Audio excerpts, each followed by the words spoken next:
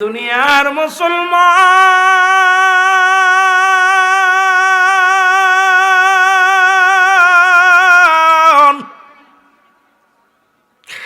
মরিয়ম আলাইহিস সালাম ডাকতে বলে, আজরাইল,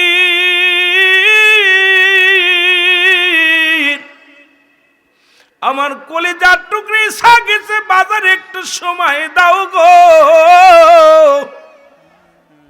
আমার ছেলে শুধু আসবে, তাকে এক নজর দেখে তার সঙ্গে কিছু কথা বলতে চাই। আজরাইল কয়, মরিয়ম রে, হবে না, সম্ভব না, কারণ আমার আল্লাহ আমারে পাঠাইছে এখনই নেওয়ার জন্য রে, আমি আপনাকে সময় দিতে পারবো না। এরে মরিয়ম আলাইহিস সালাম ডাকতে বলে, আজরাইল রে, একটু সময় কি দিবি না রে? আজরাইল কয়, মরিয়ম রে, তুমি মরণকে এত ভয় পাও কেন গো? আজরাইল কয়, মরিয়ম রে, সময় দিব কেমনে করে, আমার রব্বে কারীম এখনই তো নিয়ার হুকুম দিস। মরিয়ম কয়, তাহলে নিয়ে যাও। মরিয়ম আলাইহিস সালামের রূহ বাইর হয়ে গেল, জমিনের মধ্যে মরিয়ম আলাইহিস সালাম পড়ে রইল। ঈসা নবী বাজার থেকে এসে দেখে মা জননী শুয়ে আছে। ঈসা নবী চিন্তা করছে, মা ঘুমাইতেছে, মাকে ডাক দিব না। কিছু সময় পার হয়ে গেল, চিন্তা করে মা তো বাড়িতে ফিরলে আগে জানতো জনম দুঃখিনী মা।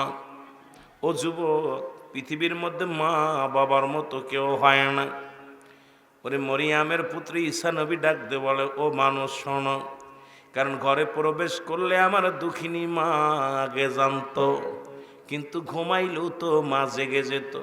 এখন যেহেতু মা জাগে নাই, দেখে আসি মার কি হলো। আরে আমার আপনার মাও একই রকম, আপনার আমার মা বাবা একই রকম। স্বামী স্ত্রী যতই আপনি বিবিরে ভালোবাসেন, বিবিরে ডাক দিয়ে উঠানো লাগে ঘুম থেকে, রাতের অন্ধকারে বাড়িতে যাবেন, মাকে ডাকা লাগে না, বাবাকে ডাকা লাগে না।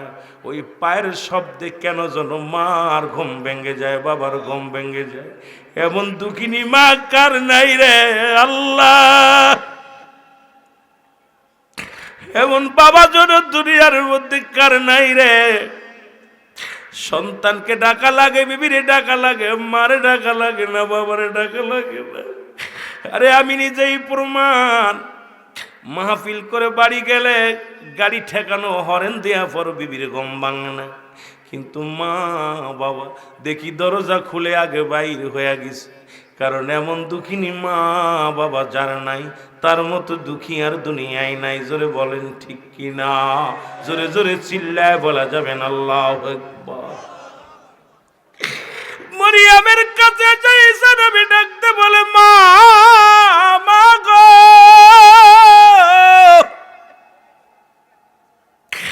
মরিয়মের ঘুম ভাঙে না। দেখে মা আর দুনিয়ার মধ্যে নাই, মা চির বিদায়। ডাকতে বলে, আল্লাহ, আমি একজন নবী, আমার মা একজন নবীর মা। আমি জানতে চাই আমার মায়ের লগে আজরাইল কি রূপ ব্যবহার করছে গো, আগে একটু জানিয়ে দাও। আমার মাকে আমি জাগাইয়া জানতে চাই। আল্লাহ কয়, জিবরিল দেরি করিস না, যা, আমার নবী ঈসা তোরে স্মরণ করছে, যা। আজরাইল চলে আসে ঈসা নবীর কাছে। ঈসা নবী ডাক দে, আজরাইল রে, আগে বলো আমার মা আর রূহটা কেমনে বাইর করেছো? বলে, বাবা রে, ও মা, তোমার কেমন লাগছে? বলছে, মা বাবা গো, আমার মন বলে আমার গা থেকে যেন আমার চামড়াটা কে যেন জোর করে ছিঁড়ে নিয়ে গেছে, এত কষ্ট আমি অনুভব করেছি। আমার কষ্ট বাবা, দুনিয়ার মধ্যে তোকে আনতে যত কষ্ট হয়েছিল তার চাইতে বড় কষ্ট পেয়েছি। ঈসা নবী ডাকতে বলে, আজরাইল, তুমি আমার মায়ের রূহটা কেমনে নিছো বলো। আজরাইল বলে, হুজুর, আপনি জানেন জমিনে আমার পা, আসমানে আমার মাথা। আমি এত বড় দানব, পৃথিবীর সমস্ত পানি যদি আমার মাথায় ঢেলে দেওয়া হয়, একটু পানি জমিনের মধ্যে গড়াইয়া পড়বে না। ও আল্লাহর নবী গো, আপনি জানেন একমাত্র ইমানদারের রূহ বাইর করার জন্য আমি জমিনের মধ্যে আগমন করি, আর যারা জাহান্নামী তাদের রূহটা বাইর করার জন্য আমি জমিনে আসি না। উপর থেকে এমন একটা ধমক দিই, এক ধমকে তার কলিজাটা ফেটে যায় রে। ওই আজরাইল যখন কষ্ট দিয়ে মৃত্যু দেয়, কত কঠিন, কত কষ্ট গো। ঈসা নবী ডাকতে বলে, আজরাইল আমার মায়ের রূহটা কেমনে নিছো বলো। বলে, নবী গো, আপনার মায়ের বুকে দুধ খাইতে খাইতে সন্তান যেমনি ঘুমায়া যায়, আপনার মায়ের রূহটা এমনি নিয়েছি, শুধু মাথার উপরে হাত খানা রেখেছিলাম। আরে মরিয়ম আলাইহিস সালাম ডাকতে বলে, বাবা ঈসা রে, এই মৃত্যু যদি এত কঠিন হয় রে বাবা, আরে আজরাইল আমারে কি শুনাইলো, এত সহজ মৃত্যু যদি এত কষ্ট হয়, আমি মরে যাব, মৃত্যু যন্ত্রণায় বড় ছটফট করেছি, আমার পুরো দেহের মধ্যে যন্ত্রণা, আমার দেহের মধ্যে বড় কষ্ট। আমার মন বলেছে আমার কলিজাটা যেন কে ছিঁড়ে নিয়ে গেছে রে বাবা। এরে মুসলমান, এই মৃত্যু যদি এত সহজ, মৃত্যু যদি এত কঠিন হয়, এত সহজ মৃত্যু যদি এত কঠিন হয়,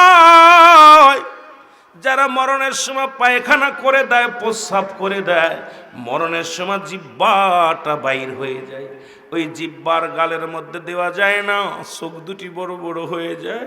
এই চোখ দুটি বন্ধ করার জন্য কত চেষ্টা করা হয় রে, ওই চোখ দুটি বন্ধ করা যায় না, জিহ্বাটা গালের মধ্যে দেওয়া যায় না, হাত বেঁকা হয়ে গেছে, সোজা করা যায় না। কত মানুষের পা বেঁকা হয়ে যায়, পাটা সোজা করার জন্য রশি দিয়ে বেঁধে রাখে, ওই পাটাও সোজা করা যায় না। আরে এত কষ্ট মৃত্যুর, ইমানদার বাবারা শুনে না, ও মুসলমান শোনো, এই মৃত্যুর পেয়ালা পান করতে হবে, আমাদের বাঁচার কোনো পথ নাই, বাঁচার কোনো উপায় নাই। এই মালাকুল মউত থেকে বাঁচার কোনো পথ আমি দেখি না।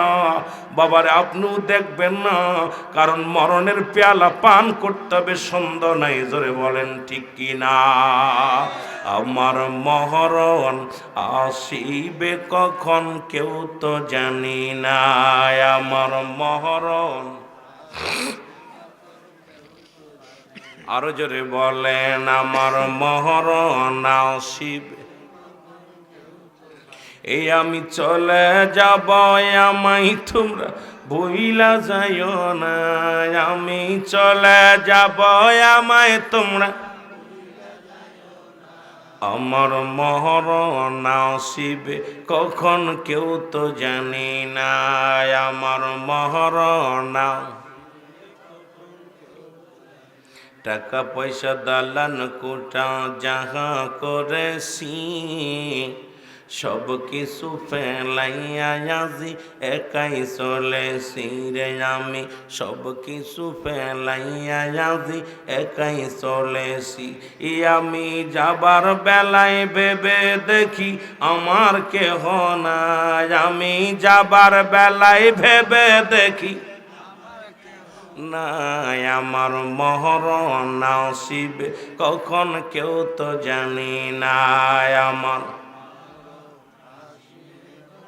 জোরে জোরে বলেন, আমার মরণ আসিবে। এই পৃথিবী চিরদিন থাকার জায়গা নয়, অন্ধকার কবর যে তোমার আসল ঠিকানা রে মানুষ, অন্ধকার কবর যে তোমার আরো জোরে বলেন, এই পৃথিবী চিরদিনই থাকার জায়গা নয়, অন্ধকার কবর সে তো। এই আমি চলে যাব, আমায় তোমরা বইলা যাইও না। আমি চলে যাব, আমায় তোমরা না। আমার মরণ আসিবে কখন কেউ তো জানি না। আমার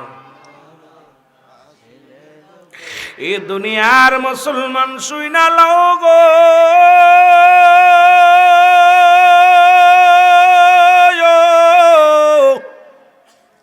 এক নাম্বার মরণ, দুই নাম্বার হলো কবর।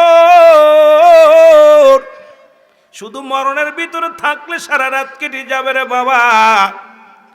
আমি কবরের মধ্যে যাইতে পারবো না। কবর বলতে বোঝায় মানুষের মরণের পর থেকে শুরু করে কিয়ামত পর্যন্ত জগৎটাকে বলা হয় কবরের জগৎ। জোরে বলেন ঠিক কিনা? আরো জোরে বলেন ঠিক কিনা? এই কবরে যেদিন শুয়ে দিবে, দরদি বন্ধু শোনো, এই কবরের ভিতরে যেদিন শুয়ে দিবে আপনাকে আমাকে, একজন ফেরেশতা আসবে কবরে। নামটা জানা আছে? নামটা কি? ফেরেশতার নামটা জানা আছে? কত কয় না কেন? ফেরেশতার নাম হলো নোমান ফেরেশতা। নামটা কি? জোরে বলেন, নামটা কি? নোমান ফেরেশতা। আমরা জানি কবরে শোয়াইলে মন কানে কি রাইব গো, না বাজান না শুনে নাও আগে। রব্বে কারিম আপনার রুহটা দিছে, আজরাইল আলাইহিস সালাম রুহটা নিয়ে যাবে। দুই পাশে কেরামন কাতিবিন আপনার আমলনামাগুলো লিখে রাখছে, ভালো মন্দ সব লিখে রাখছে। কবরে শোয়ানো পর যে ফেরেশতা আসবে, সেই ফেরেশতার নাম হলো হযরত নোমান ফেরেশতা। নোমান ফেরেশতা বিদায়ের পরে কবরে আসবে মুনকার নেকির মুসলমান শুনে নাও।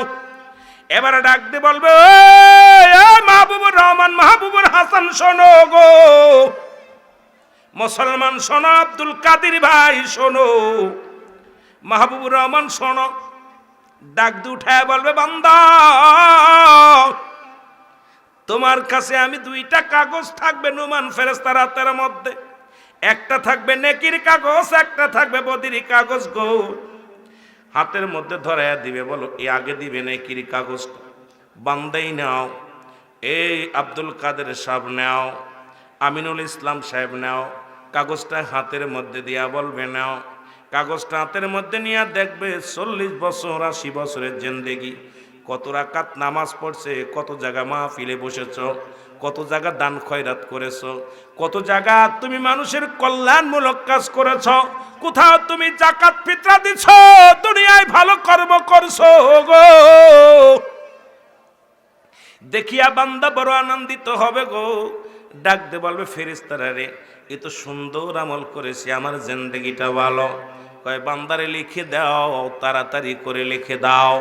এবার আমল নামাটা যার আমল নামা তার লেখা লাগবে। গোপীনাথপুরের বাবারা শোনো, এ মুসলমান, কমলপুরের সুন্নি যুব সমাজ শোনো,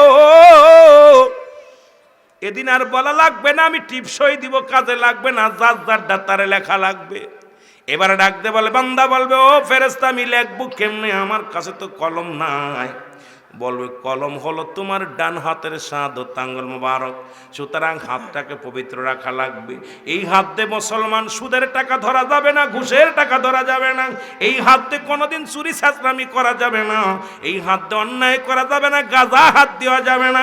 এ যুবক, এই হাত দিয়ে বিড়ি ধরা যাবে না। এই হাতটারে পবিত্র রাখো। এই হাতের এই আঙ্গুল মুবারক হবে তোমার কলম। জোরে জোরে চিল্লায় বলা যাবে না আল্লাহু আকবার। বান্দা বলবে, আমি কলম পাইলাম, এই কালি পাবো কই গো? বল ফেরেশতা বলবে, বান্দা শোনো, এই আব্দুর রহমান শোনো, মাহবুবুর রহমান শোনো, আপন মিয়া শোনো, কালি হলো তোমার মুখের থুতো মুবারক। কারণ আমি আপনাদের পায়ে ধরে বলে যাই রে যুবক, এই মুখ দিয়ে গাঁজা মদ খাস না, এই মুখ দিয়ে কাউকে গালি দিস না, এই মুখ দিয়ে আল্লাহর জিকির কর, কোরআন পড়, এই মুখ দিয়ে রসুলের দুরূদ পড়, এই মুখ দিয়ে আব্বা মারে ডাক, এই মুখ দিয়ে ভালো কথা বল, এই মুখের থুতু মুবারক হবে তোমার কালি। আমি আপনাদের পায়ে ধরে বলে যাই, মুখের মধ্যে আর ইয়াবা দিও না, গাঁজা দিও না, এই মুখের ভিতরে হারাম জিনিস ঢকবক্ষণ করিস না রে। এই মুখ দিয়া মুখটার পবিত্র রাখ রে আল্লাহ। এই মুখের থুতু মুবারক হবে কালি। ও যুবক, আমাদের মুখটারে পবিত্র রাখার দরকার আছে কি না? জোরে চিল্লায় বলেন আছে কি না?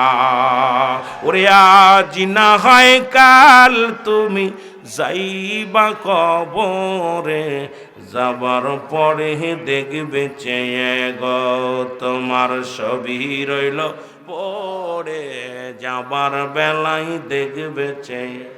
বলো আজ না হয় কাল তুমি, আজ না হয় বা কবরে, যাবার বেলায় দেখবে চেয়ে গো তোমার ছবি রইল পড়ে, যাবার বেলায় দেখবে চেয়ে।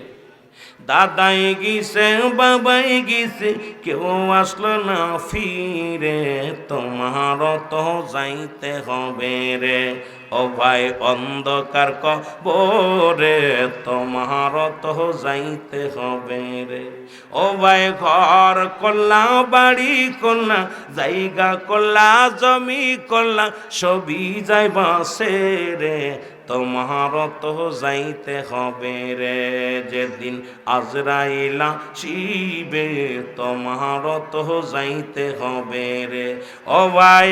আজ না হয় কাল তুমি, আজ না হয় যাইবা কবরে, যাবার বেলায় দেখবে চেয়ে গো তোমার ছবি রইল পড়ে, যাবার বেলায় দেখবে চেয়ে।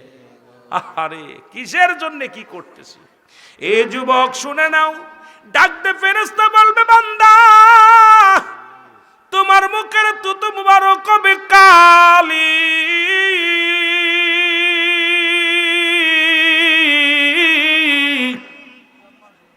বান্দা বলবে আমি কালি পাইলাম, এখন কাগজ পাবো, কই লিখবো কিসে গো? 3 টুকরা কাপড়ের কাপড় দিয়া হবে রে মুসলমান কবরে। প্রথম কাপড়ের কাপড়টা টান দিয়ে খুলে নিবে, নিয়া বলবে বান্দাই না, এটা হলো তোমার কাগজ। মিনিটের মধ্যে, সেকেন্ডের মধ্যে লেখা হয়ে যাবে। জোরে বলো আল্লাহু আকবার। আর একটু জোরে বলো আল্লাহু আকবার। কাপড়ের মধ্যে তোমার লেখা শেষ হয়ে যাবে কম্পিউটারের মতো গো। এবার বান্দা ডাকতে বল, মুসলমান নুমান ফেরেশতা ডাকতে বল, ও বান্দা এই নাও আর এক টুকরা কাগজ। এবার হাতের মধ্যে যখন দিবে দেখবে 50 বছরের জিন্দেগি, কত তো নামাজ কাজা করেছো, কোথায় কোন মহিলা নিয়ে আড্ডা মেরেছো, কোথায় কোন মহিলা নিয়ে বর্ডারে ঘুরতে গেছো, কোথায় কোন মহিলা নিয়ে সিনেমার হলে গেছো, কোথায় বন্ধু বান্ধব নিয়ে তুমি মদের আড্ডায় বসেছিলা, কোথায় সন্ত্রাসী করেছিলা রাস্তায় দাঁড়ায়া, কোথায় তুমি হাইজাক করেছিলা, কোথায় তুমি লুটতারাজ করেছিলা, কোথায় তুমি অন্যায় কাজে লিপ্ত হইছো বান্দা। এবার সামনে যখন কাগজখানা পেয়ে যাবে ডাকতে বললে বান্দা ফেরেশতা আমি এগুলো করি নাই রে, এই আবার কি অপরাধের পত্র ধরে দিলা, আমি তো এগুলো করি নাই রে, সুদ খাই নাই, ঘুষ খাই নাই, নামাজ সারি নাই। সঙ্গে সঙ্গে মুসলমান এই কম্পিউটারের মতো টান্দে বাইর করবে কত সেকেন্ড, কত মিনিট, কোন বছর, কোন মাস, কত সাল, কয় তারিখ, কোন জায়গা বসেছিলেন, সঙ্গে সঙ্গে কম্পিউটারের মতো বাইর করে দিবে সামনে। বান্দা তখন চিৎকার মেরে কানবে রে ফেরেশতারে, আমারে দয়া করো, আমার দেগুলো লেখাও না। বলবে তখন ডান দিক থেকে চাপ দিবে, ডান দিকের হাড্ডিগুলো বাম দিকে চলে যাবে। বাম দিক থেকে চাপ দিবে, বাম দিকের হাড্ডিগুলো ডান দিকে চলে আসবে। উপর থেকে চাপ দিবে, নিচে থেকে চাপ দিবে রে মুসলমান, দেহের হাড্ডি গুড্ডি একটার মধ্যে আর একটা ঢুকে যাবে। মানুষ মুসলমান কয়েক শত শত ফুট মানুষ নিচেই নেমে যাবে, এক একটা গর্জন মারবে আর এক একটা চিৎকার মারবে রে, ওই কবরবাসীর চিৎকার দুনিয়ার মানুষ যদি শুনতে পারত রে, এই দুনিয়ার মানুষগুলো হাত ফেল করে মারা যেত। আল্লাহ আল্লাহ, ওই কবরবাসীর আযাব, মুসলমান কবরে আযাব হয়। যদি আপনাদের বিশ্বাস না হয়, সকালবেলা আপনার বাবা মার কবরের পাশে একটা গরু বানবেন, গরু বান্ধিয়া ভালো খাবার দিবেন, খাবার দিয়ে একটু আড়ালে দাঁড়ায়া থাকবেন, দেখবেন গরুটা দর দর করে পানি ছেড়ে দিছে চোখ দিয়া, টালুমালু তাকাইতেছে, রশি ছিঁড়াছিঁড়ি করবে। খালি মানুষ পৃথিবীর মধ্যে একমাত্র মানুষ এবং দানবকে বুঝতে দেয় নাই। পৃথিবীর সব প্রাণী বুঝতে পারে কবরে আযাব। ওই নোমান ফেরেশতারা একটা গর্জন মারবে রে, শত শত গজ মাটির নিচে চলে যাবে। কারবের বান্দা কেঁদে লাভ হবে না, যতক্ষণ পর্যন্ত তোরা আমলনামা না লেখা হবে রে, ছাড়বে না। লেখা কমপ্লিট।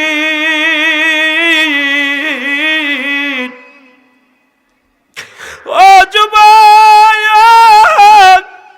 আর জৈবনের তরুণায় পরে কত অন্যায় করলি রে,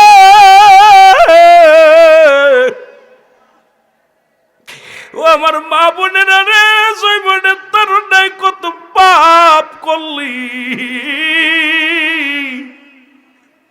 ওই কবরের চিন্তা কেন অন্তর ভিতর আসে না, মরণের চিন্তা কেন আসে না রে? আজকে জীবনের তারণায় পড়ে কত অন্যায় পথে পা বাড়াইলা, একবার কি তোর মরণের চিন্তা হয় না, কবরের চিন্তা হয় না? ওই কবর একাকার রে, ওই কবর বড় নিষ্ঠুর, ওই কবর বড় ভয়ঙ্কর রে, ওই কবর কাউকে ছাড়বে না। ওই কবর কিন্তু ভালো না, ভালো না। ওই কবরে আমল ছাড়া কিচ্ছু চিনব না, ওই কবরে আমল ছাড়া যায় না। আল্লাহ, ওই আমল ছাড়া আমাদেরকে তুমি কবরে শোয়াও না। জোরে জোরে চিল্লায় বলা যাবে না আল্লাহু আকবার। এই হঠাৎ যদি যাই মরিয়া, পাড়া পর শিবির করিয়া, হঠাৎ যদি যাই মরিয়া,